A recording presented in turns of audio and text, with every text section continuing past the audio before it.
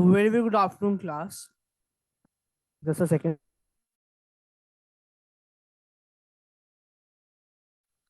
हाँ जी। सो आज के इस लेक्चर में हम डिस्कस करने वाले हैं अपना फिक्स्ड एक्सचेंज रेट सिस्टम।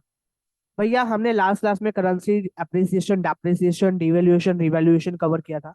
आज के इस लेक्चर में हम डिस्कस करने वाले हैं types of exchange rate system. Sir ये तो सेकंड नंबर पे है, फर्स्ट नंबर वाला का है। फर्स्ट नंबर वाला हम करेंगे अगली क्लास में, क्योंकि जो हमारा फिक्स एक्सचेंज रेट सिस्टम है ये थोड़ा सा ना बड़ा है, लेंदी है। तो इसलिए मैंने क्या करा है कि आगे वाली क्लास में हम इसको कवर कर लेंगे। फ्लैक्सिबल एक्सचेंज रेट सिस्टम आएगा दूसरा हमारा, और एक आएगा मैनेज फ्लोटिंग। तो हम उन दोनों को कवर करेंगे नेक्स्ट क्लास में। अभी करें फिक्स एक्सचेंज रेट सिस्टम, जिसको हम कहते हैं pegged foreign exchange rate system. ठीक है, पैक्ड एक्सचेंज सिस्टम भी कहते हैं इसको। ठीक है ना। तो ये होता क्या है, सिंपल सुन लो मेरी बात। ये जो सामने लिखा हुआ है ना, कुछ नहीं है। सर कबाड़ है ये। भैया कबाड़ नहीं है, पेपर में लिखने के लिए कंटेंट है। लेकिन समझ लो मेरे से कि मैं क्या बोल रहा हूँ इसके बाद। पहला पॉइंट जो इंपॉर्टेंट है दैट इज, ये जो फिक्स एक्सचेंज सिस्टम है ये कौन करता है? ये करता है भैया गवर्नमेंट, सरकार करती है। दूसरा पॉइंट किस लिए किया जाता है? स्टेबिलिटी के लिए। किसके लिए किया जाता है? स्टेबिलिटी लाने के लिए। तीसरा, तीसरा इंपॉर्टेंट पॉइंट, ये क्या करता है? यहाँ पर क्या करे जाते हैं? अरे यार, क्यों हिल रहा है ये बार बार? रिजर्व जो होते हैं ना, वो रखे जाते हैं। रिजर्व जो होते हैं वो लार्ज रिजर्व अपने पास रखे जाते हैं। क्यों? क्योंकि यहाँ पर एक्सचेंज रेट जो होते हैं, एक्सचेंज रेट जो होते हैं उनकी स्टेबिलिटी को रखने के लिए, इकोनॉमी के। ठीक है। तो यहाँ पर देखिए फर्स्ट थ्री पॉइंट्स आपके हैं। मैंने पहले ही चूज कर रखे हैं आपके फर्स्ट थ्री पॉइंट्स, इसलिए लिख रखे हैं स्टार्टिंग में क्योंकि ये इंपॉर्टेंट है। क्या है? पहला कहता है फिक्स एक्सचेंज सिस्टम वो सिस्टम होता है जिसमें एक्सचेंज रेट जो होता है वो कौन करेंसी करेंसी कौन फिक्स करता है? गवर्नमेंट करती है। ये पर्पस क्यों होता है इसे अडॉप्ट करने का सिस्टम हो? ताकि यहाँ पर क्या हो सके, स्टेबिलिटी ला सके फॉरेन ट्रेड के अंदर। ठीक है।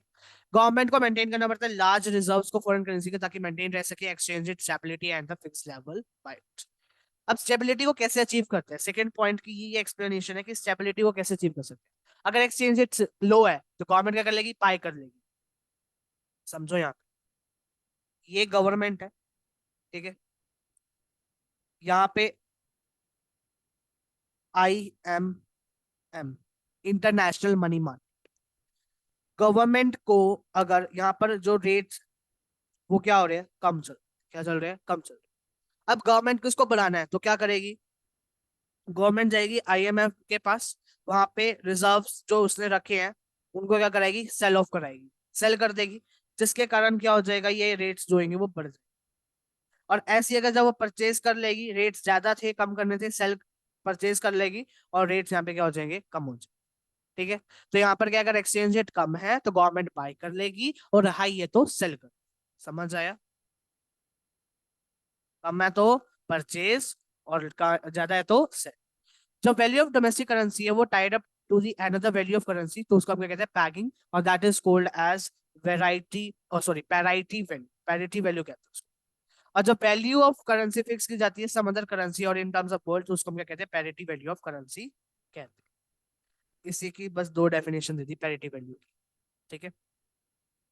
इस सिस्टम में हर एक कंट्रीज होती है वो कीप करती है value of currency fix in terms of some external standards.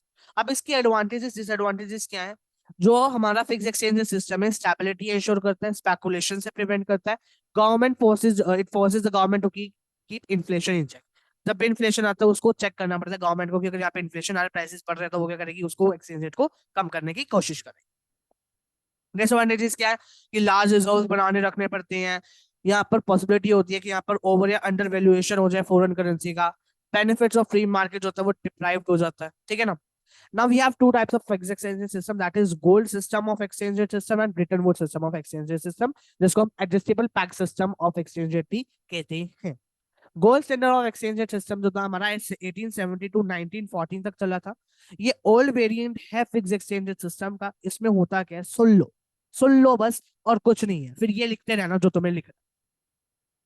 मैं सीधा तुम्हें लेके जा रहा हूँ इसके एग्जाम्पल पे। जो इसका एग्जाम्पल है ना, उसको सुनना। एग्जाम्पल देखिए क्या कह रहा है कि यहाँ पर जो भी करेंसी होती थी ना उसको हम गोल्ड स्टैंडर्ड में, गोल्ड स्टैंडर्ड जो है हमारा सिस्टम, गोल्ड से ही, नाम से ही पता चल रहा है कि जो भी हमारी करेंसी की वैल्यू होती है उसको हम गोल्ड की टर्म्स में कन्वर्ट करते हैं, और फिर हम उसकी एक्सचेंजेस करते हैं करेंसी। जैसे 1 UK पाउंड को हमने कहा 4 ग्राम ऑफ गोल्ड की इक्वल है और 1 US dollar 2 gram of gold की इक्वल। तो यानी 1 UK पाउंड किसकी इक्वल हो गया, 2 US डॉलर की इक्वल हो गया। तो इसलिए यहाँ पे रेशो क्या बन गई, 1:2। तो this is the gold system, exchange rate system. ठीक है, अब पढ़ लो क्या पढ़ना है। क्या है, ओल्ड वेरिएंट है, रिलेवेंट किया जाता था 1920 से पहले। गोल्ड को एक कॉमन यूनिट दी जाती थी, parity, as unit of parity. कैसे काम करता था, हर एक कंट्री को डिफाइन करना पड़ती थी अपनी वैल्यू को गर्ल्स की टर्म्स में, और value of one currency in terms of another currency was fix considering the gold value of each currency. बस।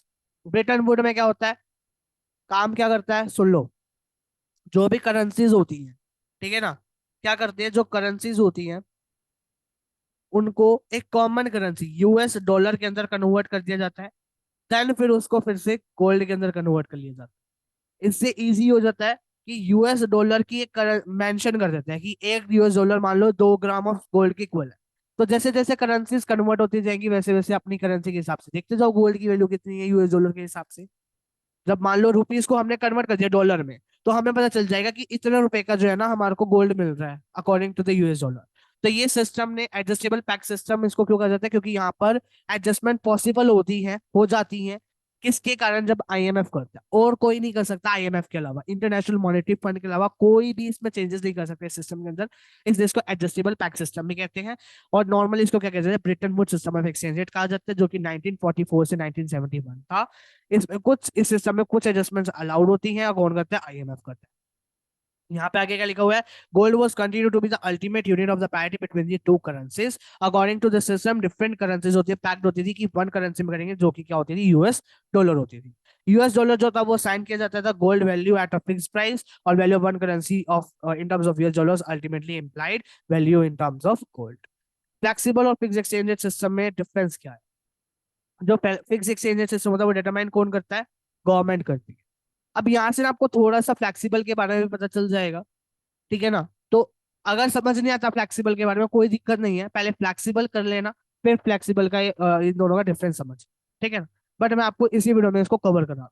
फिक्स एक्सचेंज सिस्टम का होता है जो डिटरमाइन करता है गवर्नमेंट, फ्लेक्सिबल कौन करती है, market forces of supply and demand. Change in rate कौन करता है, फिक्स में चेंज जो होता है वो सब कुछ कौन करता है, गवर्नमेंट करता है, या फिर RBI करती है इंडिया के अंदर तो, ठीक है। फ्लेक्सिबल में क्या होता है, market forces of demand and supply करते हैं, रिजल्ट्स क्या आते हैं, डिवैल्यूएशन रिवैल्यूएशन होता है यहाँ पर फिक्स एक्सचेंज रेट में। और इसमें क्या होता है, डेप्रिसिएशन एप्रिसिएशन होता है, ठीक है।